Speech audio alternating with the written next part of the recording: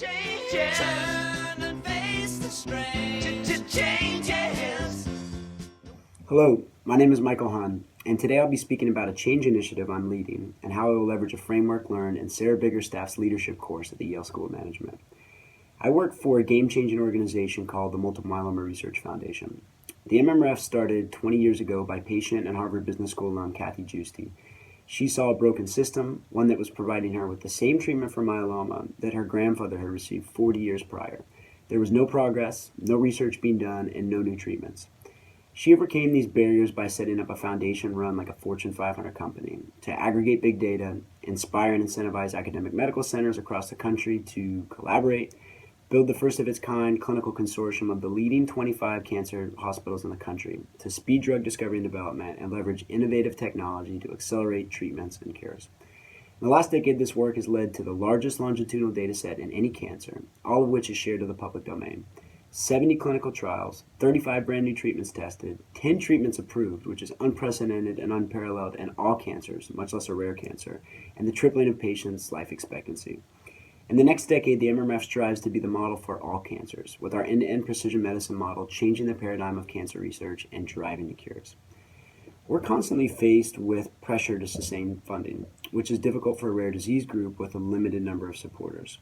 It's our quest to find alternative fundraising avenues.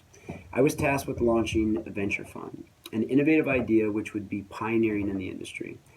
The basic idea is to create a hybrid model for raising funds in the form of donations from philanthropists on one side and venture capitalists on the other.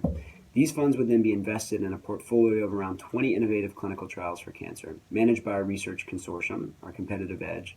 Then once the revenues are generated from acquisitions and royalties, we recycle the returns back into the foundation to further research and accelerate a cure on one side, the foundation side, and on the other side, distribute the revenue back to the venture capitalists, generating for them the margins they seek, as well as participation in impact investing via them giving back to cancer research and patients.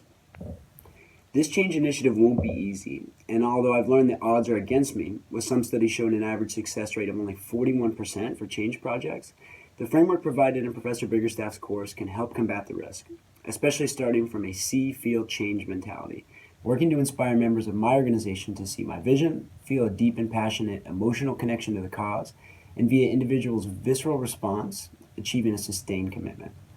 The approach reminds me of a quote by Maya Angelou, who said, "I've learned that people will forget what you say, people will forget what you did, but people will never forget how you made them feel." One of the most valuable frameworks from Professor Biggerstaff's course was Dr. John Cotter's 8-step process for leading change. I've chosen to use this methodology for my change initiative, launching a venture fund and a cancer research foundation. Step 1 is to increase urgency. This is where focusing on emotion from the get-go is crucial.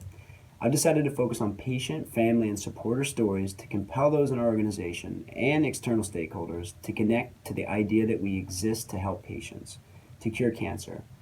And we must urgently knock down barriers standing in the way of this pursuit, a primary obstacle being sustained funding. The second step is to build a coalition, uniting a team of the right people around a common goal. Early on, I decided to launch the fund as an independent study project at Yale, thus plugging into that community. I teamed up with a classmate from the asset management course and recruited the school management professor of entrepreneurial finance as an advisor. Moving forward, it'll be important to tap into key stakeholders such as MMRF board members, especially ones with private equity and venture experience, patient ambassadors, organizational leadership, and others as well. As I continue to build, I will need to bring in key opinion leaders from the venture and scientific communities. Next is a compelling vision, which I consider to be one of the most imperative steps. A vision that's powerful, persuasive, and precise. The MMRF Venture Fund's mission is to unite the patient, medical, and investor communities around one common goal, curing cancer. In the process, sustaining investment in the crucial work of the MMRF, generating returns for impact investors, and most importantly, accelerating treatments for patients. Number 4 is authentic and consistent communication. I plan to use quarterly town hall meetings to update internal staff and solicit feedback and ideas, board meetings to gain stakeholder insights, and our annual leadership summit to connect with patients, doctors, scientists, and investors. Number 5 is enabling action, anticipating hurdles and training and preparing to jump them when they arise. Risk assessment and mitigation will be crucial to the success of the fund, and continuous gut checks with our fund managers and industry insiders will be key. Next, quick wins. Quick wins that can be celebrated across the spectrum of stakeholders. By building in and taking time to stop and give gratitude for milestones passed, engagement and enthusiasm will grow. I've already built in a communication to celebrate the completion of our initial business plan deck, which we'll have done at the end of this month. Number 7, keep going, keep momentum, eyes on the prize. Holding weekly status meetings gives us a reason to be prepared and keep growing, demonstrating progress.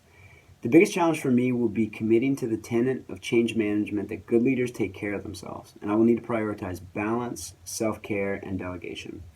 Finally, make it stick, ensuring that change is established and deep-rooted, bringing about a cultural change in the way we view our business, that we can simultaneously deliver a social return on investment while also delivering a financial return on investment. Not letting up, but rather doubling down. All constituents align around a central purpose, and that together we will change the paradigm of cancer research and deliver cures. In conclusion, I want to share some change quotes from 3 change leaders who I deeply admire. Let them stand as reminders that while the road to long-lasting and impactful change may be windy and bumpy, it's more than possible for leaders to drive and arrive at the worlds that we envision. A long time coming, but I know